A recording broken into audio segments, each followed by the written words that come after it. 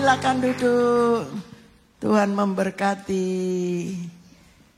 Ya, puji Tuhan. Saudara sudah kenal saya? Ada yang sudah kenal?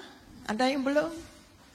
Saya dari kota Jombang. Saudara tahu Jombang?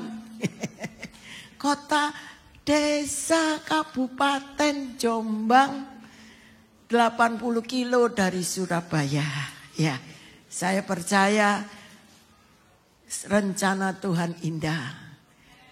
Rencana Tuhan indah bagi kita semua. Kalau kalian orang Indonesia ada di Amerika, semua rencana Tuhan. Sebab itu ada orang yang ingin ke Amerika.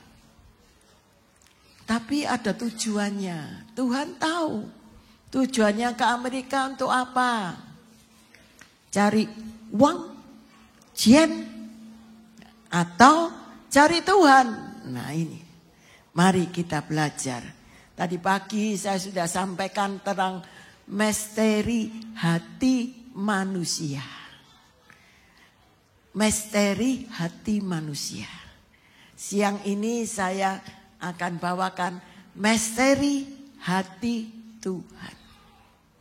Kalau tadi pagi saya sudah sampaikan misteri hatinya manusia. Lautan dapat diselami, dapat dihitung panjangnya, lebarnya. Tapi hati manusia, siapa yang tahu? Tidak ada yang tahu, cuma manusia bersama dengan Tuhan. Amin. Jadi bagaimana hati itu supaya tidak dicemari dengan hati. Manusia ini punya cenderungan hati berbuat jahat. Betul? Sampai Paulus katakan, aku ingin berbuat baik. Tapi yang jahat yang aku lakukan. Ini manusia. Supaya hati kita menjadi hati yang berkenan di hadapan Tuhan. Minta Tuhan perbarui hati kita. Itu yang pertama. Yang kedua, jaga hati. Jaga hati. Kalau sudah diperbarui sama Tuhan, hati ini harus bersih. Hati ini tidak boleh diisi sampah lagi. Tidak boleh diisi kotoran lagi. Tidak boleh diisi sakit hati lagi. Kekecewaan lagi. Dia lalukan semuanya. Dibuang sampah-sampah itu. Setelah itu yang ketiga. Kita menguji hati kita. Apakah hati kita sepanjang hari ini. Setiap hari. Seperti sekolah kehidupan. Kalau saudara sekolah kehidupan. Sekolah itu tiap hari ada PR-nya ya. Harus belajar. Nanti ada ujiannya. Betul enggak? Kita harus selidiki hati kita. Apa yang kita lakukan sepanjang hari. Nanti malam saudara renungkan. Apa yang kita lakukan sepanjang hari. Apakah perkataanku menyakitkan orang lain? Apakah aku sudah menyakiti, mengecewakan Tuhan? Apakah aku sombong? Merasa diriku lebih dari si A, si B? Kita minta ampun sama Tuhan. Tuhan itu menyelidiki hati. Apakah kita punya hati curiga sama orang lain? Ini kita selidiki, kita minta ampun sama Tuhan. Supaya Tuhan yang membetulkan hati. Karena hati ini buatannya siapa sih? Buatannya Tuhan. Jadi kalau mobil, kalau rusak, pergi bengkel mobil.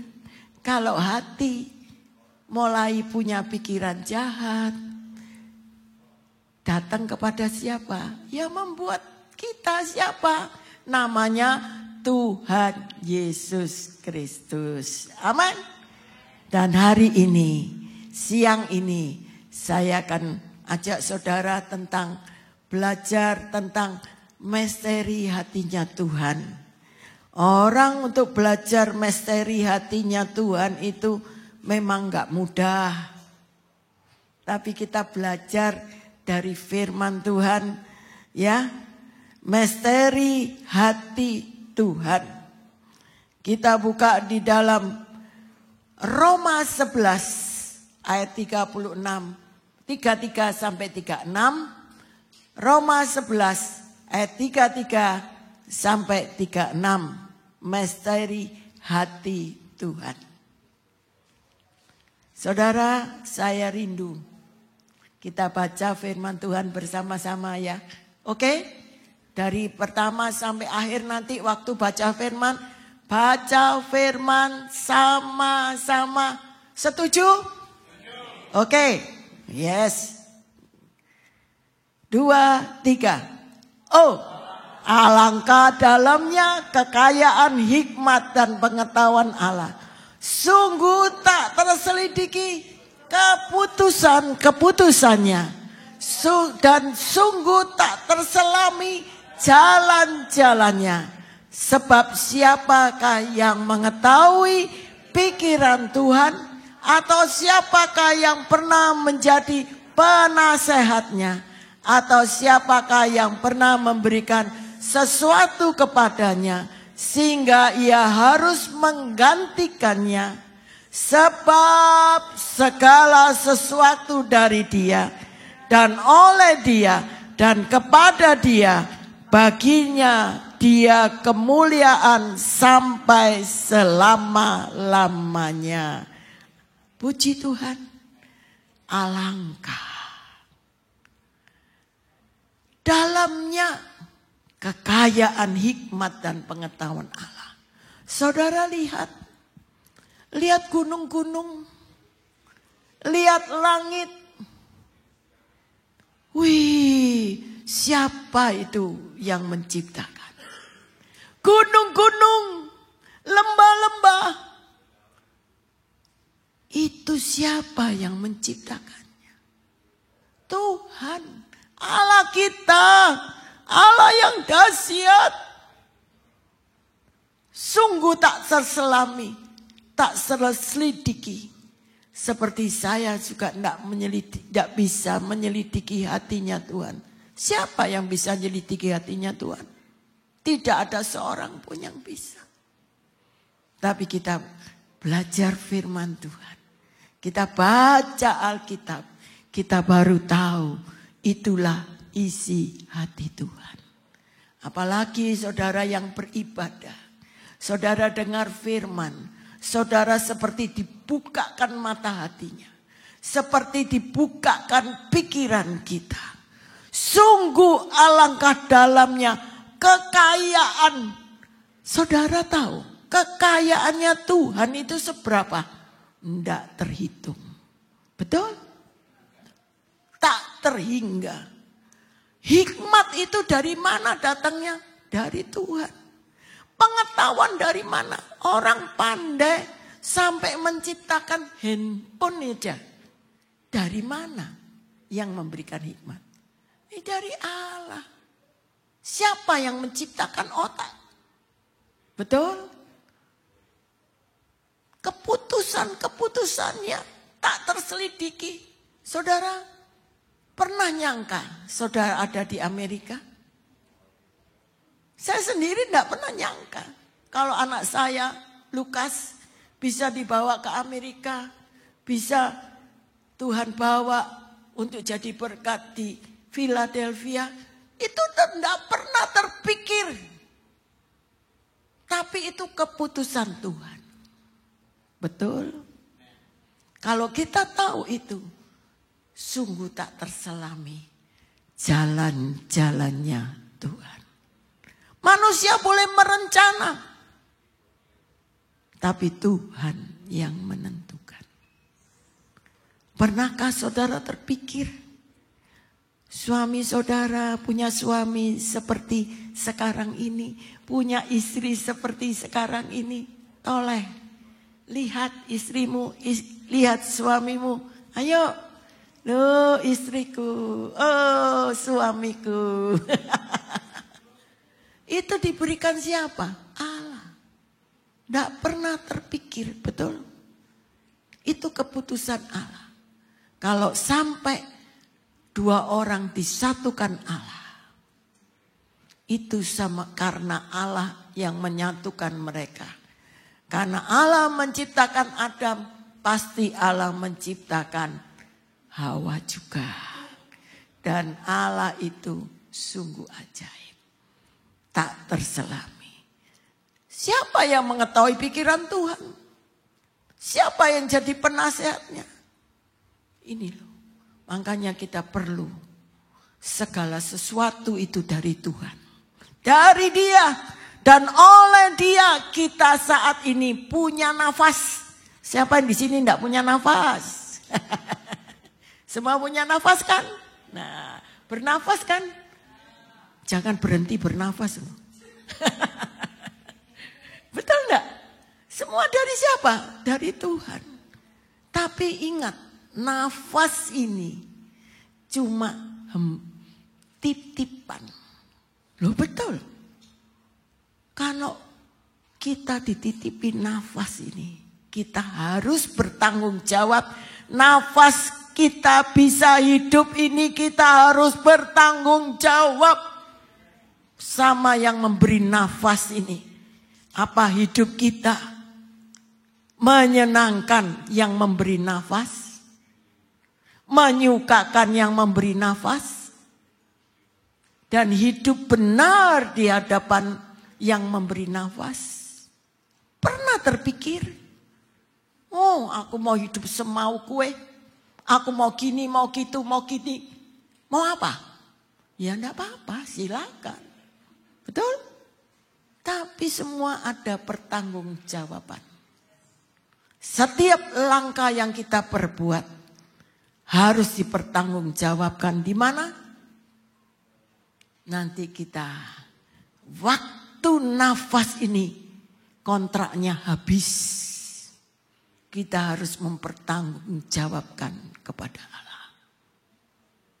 Siapkah saudara mempertanggungjawabkan apa yang saudara perbuat? Saudara sudah diselamatkan menjadi anak-anaknya. Ibadah aja bolong-bolong, maaf saudara. Nafasnya bolong-bolong gimana saudara? Loh benar. Saudara pikir kita diberi nafas enak enggak? Bernafas. Ini terus menerus. Masuk kita ini ibadah. Malas ibadah. Oh minggu aku repot. Aku capek. Aku mau tidur.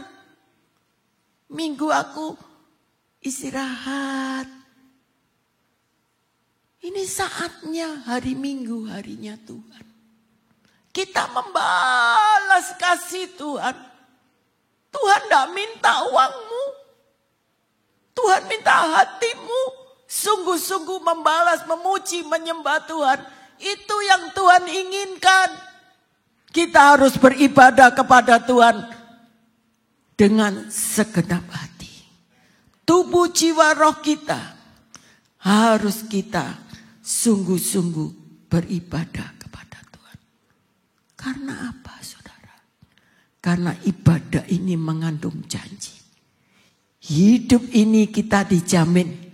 Hidup yang akan datang pun kita dijamin mendapat hidup yang kekal. Amin. Puji Tuhan. Maka sebab itu segala sesuatu dari Dia, oleh Dia, dan kepada Dia, bagi Dialah kemuliaan sampai selama-lamanya. Amin. Jadi kalau kita ibadah itu datang dengan sungguh-sungguh atau ibadah asal Oh aku supaya ndak diabsen sama ketua F aku. Nanti ditanya. Sekedar datang. Itu ndak ada artinya loh saudara. Maaf. Tapi ibadah itu mengandung janji. Kalau janjinya Tuhan itu digenapi. Asal kita datang ke ibadah. Bukan hanya secara agamawi. Aku orang Kristen. Aku harus minggu beribadah. Itu nol di hadapan Tuhan. Betul? Tapi kalau ibadah dengan segenap hatimu. Segenap jiwamu. Oh, rohmu menyala-nyala. Ada kerinduan. Memuji, kelihatan. Dari memujinya, kelihatan orang itu sungguh-sungguh mau ibadah membalas kasih Tuhan. Atau cuma sekedar maaf saudara. Tampil karena orang Kristen minggu beribadah. Ini loh. Mari kita sadar. Saya pun harus sadar. Bukan saudara saja. Kita pun juga harus sadar. Bahwa kalau ibadah sungguh-sungguh. Itu bisa menggerakkan hati Allah. Bisa menggerakkan hati Allah. Oh. Kalau kita lihat di dalam firman Tuhan. Di alam Alkitab. Itu bisa menggerakkan hati Allah. Ada kita pelajari 3 kunci ya. Untuk menggerakkan hati Allah. Ibadah ini mengandung janji. Untuk hidup ini kita dijamin. Hidup yang akan datang pun kita dijamin mendapat hidup kekal. Semua mau masuk surga? Mau dapat hidup kekal? Kalau enggak tahu ibadah. Bisa masuk enggak ke surga? Ya bisa. Tapi maaf saudara. Firman Tuhan katakan. Yang setia, yang terima mahkota. Kalau enggak setia, terima apa? Yang enggak setia ya, enggak terima apa-apa. Cuma masuk dalam surga. Karena orang yang percaya kepada Yesus. Barang siapa yang percaya kepada Yesus, dia mendapat hidup kekal. Orang percaya mendapat hidup kekal. Tapi di sorga itu ada istilahnya pemerintahan. Kerajaan itu kan ada pemerintahannya. Betul enggak? Nah saudara mau memerintah bersama Yesus. Saudara memerintah. Tidak tahukah kamu bahwa kita semua akan memerintah bersama Yesus. Kita akan menghakimi malaikat, kita akan menghakimi manusia bersama dengan Yesus. Itu janji Tuhan di dalam 1 Korintus 6 nanti saudara baca. 1 pasal itu nanti saudara mengerti. Oh ternyata kita itu tidak sia-sia ibadah. Karena saudara seperti di pemerintahan Indonesia ini. Ada yang jadi menteri, betul? Ada yang jadi rakyat biasa, jadi pekerja. Itu nanti di surga pun juga namanya kerajaan berarti ada pemerintahannya. Ada rajanya, ada perdana menterinya. Loh itu terjadi loh saudara. Nanti saudara belajar di rumah baca. 1 Korintus 6. Catat saja. Nanti di rumah saja. 1 pasal saudara nanti baca. Nanti saudara tidak main-main lagi ibadahnya. Nanti ibadahnya sebelum ibadah saudara sudah rajin datang. Ibadah, maaf saudara, ada yang 2 kali, ada yang sekali. Nanti saudara akan rajin. Ibadah 2 kali tidak jadi soal. Karena aku tahu ibadah ini mengandung janji. Janjinya siapa? Janjinya Tuhan. Amin. Kita belajar 3 kunci. Saya cuma sampaikan apa yang Tuhan pesankan dari kisah-kisah dari Alkitab. Bahwa untuk mengerti mengerti hati Tuhan sehingga Allah bertindak. Ada yang pertama, tindakan iman. Pertama, tindakan iman. Meresponi firman Tuhan. Tindakan iman meresponi firman Tuhan.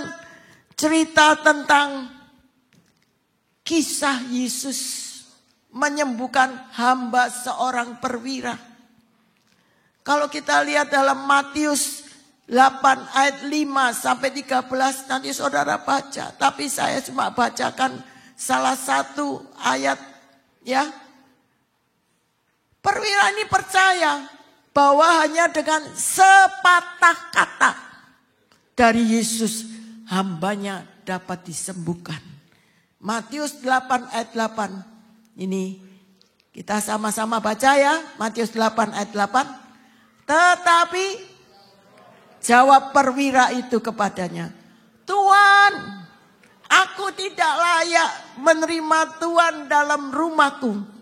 Katakan saja sepatah kata, maka hambaku itu akan sembuh. Wih, percaya mantep perwira ini. Padahal perwira ini bukan orang Yahudi. Tapi percaya perkataan Yesus itu berkuasa. Sanggup menyembuhkan hambanya yang sedang sakit. Ini satu contoh iman yang luar biasa. Karena di mana ada iman, di situ Allah bergerak. Allah bergerak, Allah turun dari surga, menggerakkan kuasanya, memerintahkan kesembuhan terjadi. Amin. Kita sambung di ayat 10. Matius 8 ayat 10 sampai 13. 10 dan 13 dikatakan, setelah Yesus mendengar hal itu, heranlah ia dan berkata kepada mereka yang mengikutinya, aku berkata kepadamu, sesungguhnya iman sebesar ini tidak pernah aku jumpai pada seorang pun di antara orang Israel. Di ayat 13 mengatakan, lalu Yesus berkata kepada perwira itu, pulanglah, jadilah kepadamu seperti yang engkau percaya. Maka pada saat itu juga sembuhlah hambanya. Ini loh, iman, tindakan iman. Kalau saudara, tindakan iman ini saya bisa bayangkan ya. Kalau saudara pernah masa kecil main kertas, ada benda sembrani, atasnya ditaruh pasir, pasirnya bisa berdiri enggak? Jalan-jalan ini. Pernah enggak kecilnya dulu main-main gitu ya? Begitu juga kalau kita punya iman, percaya titik, percaya tok. Jangan bimbang, pasti terjadi. Karena Allah turun tangan, kuasanya turun tangan. Lalu Yesus mengatakan, sesungguhnya iman sebesar ini tidak pernah aku jumpai pada seorang pun di antara orang Israel. Bayangkan, orang di luar Tuhan bisa percaya kuasa Tuhan. Oh, apalagi kita, jangan meremehkan kuasa Tuhan. Tetap percaya, punya iman, sembuh. Amin. Maaf saudara, saya saksi sedikit. Kaki saya ini, sebelah kiri ini dulu bengkong saudara. Kalau jalan itu memang bengkong. Karena apa? Lututnya sakit, kena pinggangnya juga.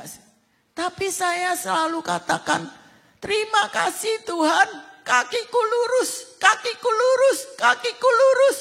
Jadi lurus enggak? Meskipun melalui proses macam-macam, itu Tuhan. Kalau kita punya iman itu jadi. Loh maaf saudara, sudah lurus gini, 2 bulan yang lalu, saya sempat jatuh saudara. Maaf ceritanya cuma sepele. Karena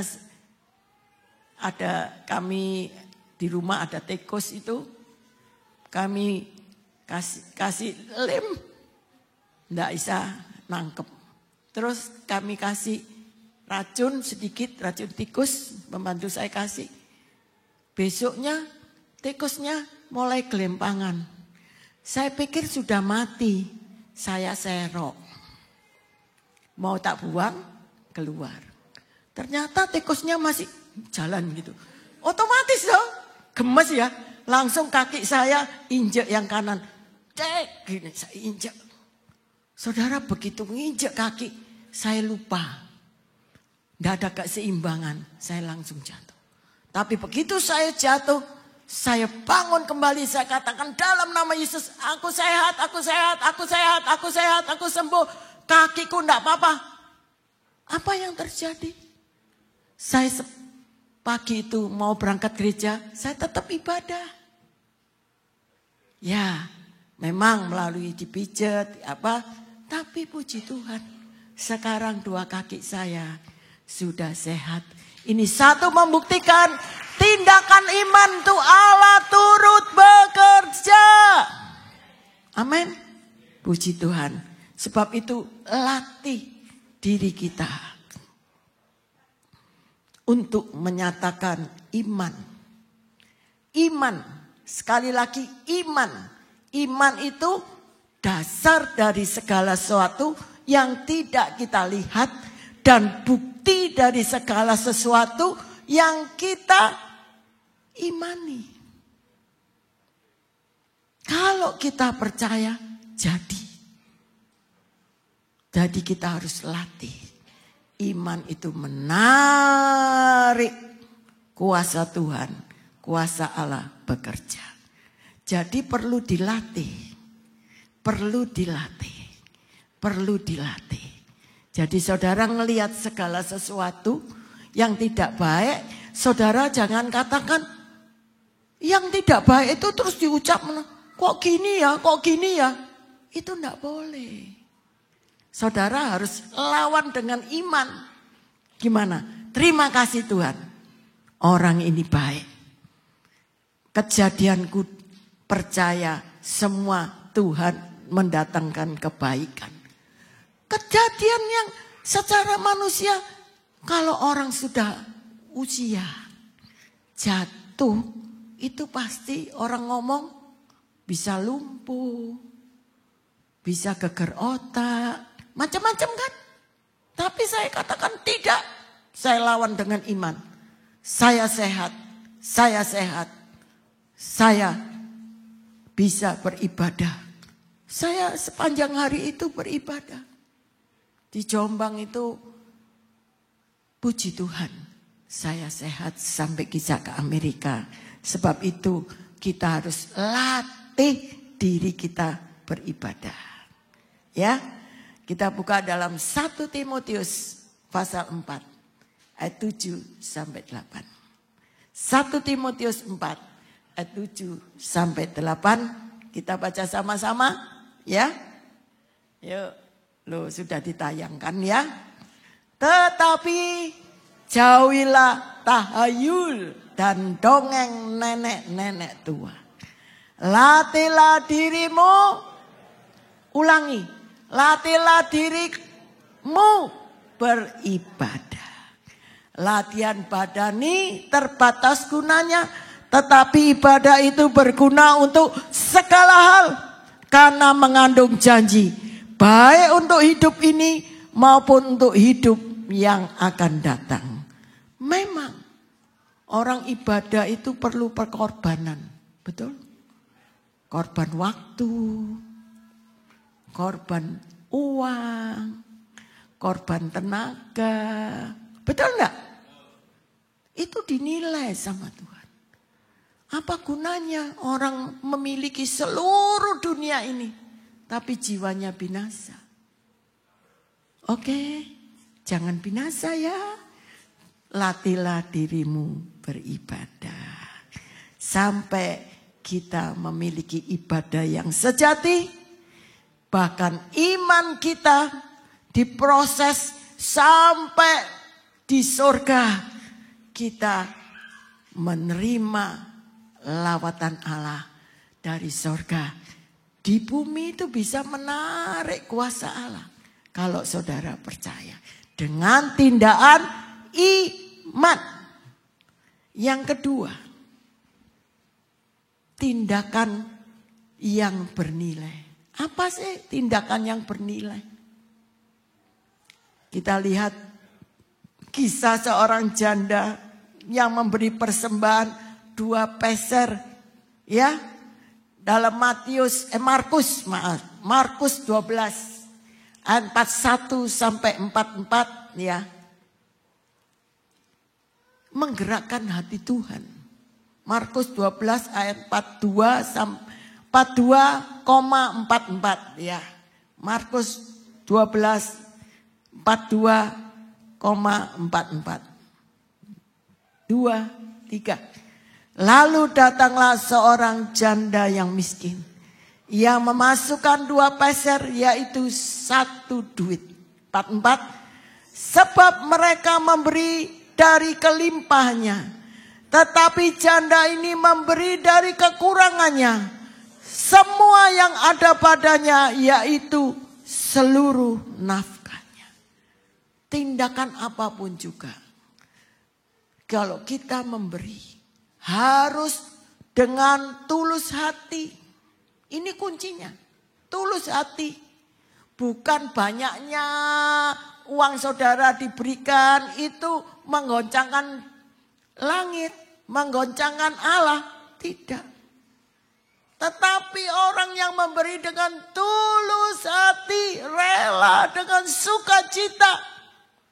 Itu yang bernilai di hadapan Tuhan. Tuhan sanggup memberkati kita berlipat-lipat ganda. Itu janji Tuhan. Yang kedua tadi yaitu kita harus bernilai. Itu yang menarik surga. Tuhan itu duduk dekat peti persembahan. Dia melihat. Jadi kalau saudara memberi persembahan, Tuhan lihat enggak? Memberinya ragu-ragu atau tulus. Segenap hati, sukarela. Tuhan itu bukan pengemis loh, kok sukarela sih. Rela hati. Sukarela mbak rela hati beda enggak? Nah inilah. Mari kita memberi dengan tulus ikhlas. Tulus ikhlas itu tanpa motivasi, tanpa keinginan. Ya aku memberi 10, nanti dibalik 1.000 sama Tuhan. Itu namanya punya motivasi, tidak bernilai. Tapi tulus, aku memberi karena aku cinta Tuhan, cinta pekerjaan Tuhan, cinta hamba Tuhan, cinta rumahnya Tuhan. Itu yang dinilai sama Tuhan. Oke, saudara tahu menggerakkan sorga, yaitu kita harus memberi yang bernilai dengan tulus ikhlas.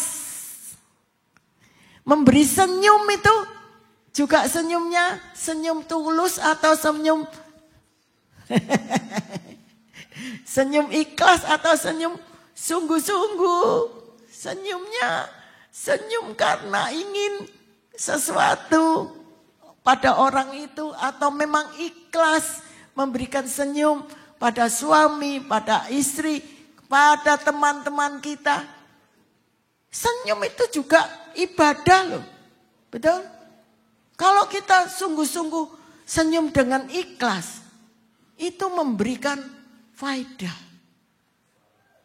Maaf saudara, tadi pagi saya sudah saksikan bagaimana suami saya bertobat. Saya cuma disuruh Tuhan katakan, kalau kamu berdoa, kenapa lama berdoa tidak dijawab-jawab. Tuhan memberikan ilustrasi tangan saya. Kalau kamu terus katakan, Tuhan rubahan suamiku, biar jadi baik. Ini berarti saudara noding loh. Sing jahat itu suami saudara. Betul enggak? Terus Tuhan katakan, berapa jari menunjuk dirimu? 3 Tuhan. Oh ya banyak aku ya Tuhan. Terus saya mulai tanya, apa sih Tuhan kesalahanku? Apa yang nuding diriku? Kamu yang tukang ngomel, tukang bersungut-sungut, nyalakno. Oh saya sadar. Oh saya yang harus bertobat ya Tuhan. Iya harus bertobat dulu. Baru nanti suamimu dirubah sama Tuhan. Saya mulai minta Tuhan nyelidiki hati saya. Minta ampun. Tuhan aku mau berubah. Sejak saya mau katakan mau berubah. Memang diproses. Wah suami saya bertingkah mulai menggoda hati untuk saya marah. Tapi saya belajar untuk tersenyum. Loh, senyum ini ibadah. Senyum dan katakan luar dan dalam katakan puji Tuhan. Haleluya. Di hati katakan puji Tuhan. Haleluya. Di luar cuma senyum. Loh, ini saya lakukan 3 bulan aja. Suami saya bertobat. Betul. Ini betul-betul saya saksikan karena saya ngalami sampai dia bertobat. Akhirnya apa? Jadi hamba Tuhan. Dan anak-anak melihat. Samuel Lukas melihat. Dari pertobatan suami kami. Pak Eno almarhum. Apa yang terjadi? Samuel Lukas katakan. Ma, kita doa tidak sia-sia. Tuhan bisa ngubah papa. Jadi baik. Jadi baik. Oh luar biasa. Dulu kalau ngelihat papanya takut. Tapi begitu Tuhan ubah papanya jadi baik. Wah mereka menjadi sahabat. Apa yang terjadi sampai dia katakan, Ma aku mau melayani Tuhan. Ternyata Tuhan itu hidup, Tuhan itu dahsyat, Tuhan itu ajaib. Ini loh. Jadi kalau kita senyum pun harus senyum dengan tulus ikhlas. Nanti suamimu bertobat. Mukanya senyum. Tapi hatinya awas ya. Bisa bertobat? Enggak bisa, itu enggak tulus. Puji Tuhan, itu yang kedua. Kita harus memberikan tindakan yang bernilai. Menjadikan orang bertobat, bahkan menggerakkan surga. Menggoyangkan surga. Yang ketiga, ada pengorbanan untuk kepentingan kerajaan Allah. Kita lihat kisah di dalam Matius 26 ayat 6 sampai 13. Menceritakan seorang wanita yang mengurapi Yesus dengan minyak wangi yang mahal untuk persiapan pekuburan Yesus. Tindakan wanita ini meresponi Tuhan. Sampai dikatakan dalam Matius 26 ini. Matius 26 ayat 12 dan 13. Ya, kita baca sebagian. Dikatakan ayat 12. Kita baca sama-sama. Sebab dengan mencurahkan minyak itu ke tubuhku. Ia membuat suatu persiapan untuk perkuburanku. 13, aku berkata kepadamu. Tuhan berkata kepada kita, sesungguhnya di mana saja Injil itu diberitakan di seluruh dunia, apa yang dilakukan ini akan disebut juga untuk mengingat Dia. Apakah kita berkorban? Rela untuk kepentingan kerajaan Allah. Untuk memuliakan Allah. Sebab itu siapkan hati kita. Siapkan hati kita. Relakan kita berkorban. Relakah kita berkorban demi hidup ini. Supaya Allah dapat bekerja. Sampai perkuburan Yesus itu kalau kita pelajari. Yang mengurapi cuma wanita yang mengurapi dengan minyak narwastu. Betul enggak? Membawa Yesus ke mati di atas kayu salib. Bahkan waktu dikubur pun banyak yang mau datang bawa rempah-rempah. Sempat merempah-rempah Yesus? Enggak sempat. Karena Yesus sudah bangkit. Betul? Cuma ini. Maria Magdalena, dia tahu waktu yang tepat. Sebab itu kalau kita berkorban, waktu yang tepat, dengan rela hati, saudara akan mengalami bahwa Allah bekerja. Sampai disuruh ingat, disuruh tulis di setiap Injil yang diberitakan. Ingat bagaimana Maria Magdalena memberikan minyak narwastu yang mahal harganya. Sampai dia dikatakan sama Yudas. Apa? Minyak semahal itu dipecahkan.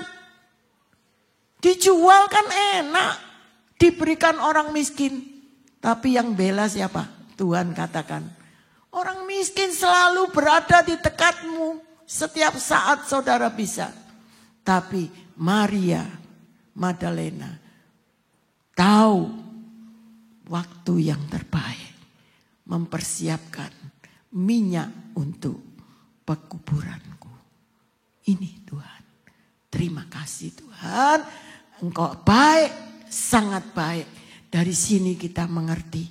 Kita harus tahu waktunya Tuhan untuk memberi kepada Tuhan dengan rela hati. Kesimpulan daripada misteri hati Tuhan. Yang pertama meresponi firman Tuhan. Kita dengar firman Tuhan. Kita percaya firman Tuhan. Yang kedua kita harus punya tindakan iman yang bernilai. Melakukan tindakan iman yang bernilai. Dan kita juga yang ketiga kita perlu berkorban untuk kerajaan Allah. Berani berkorban karena mengasihi Tuhan. Amin.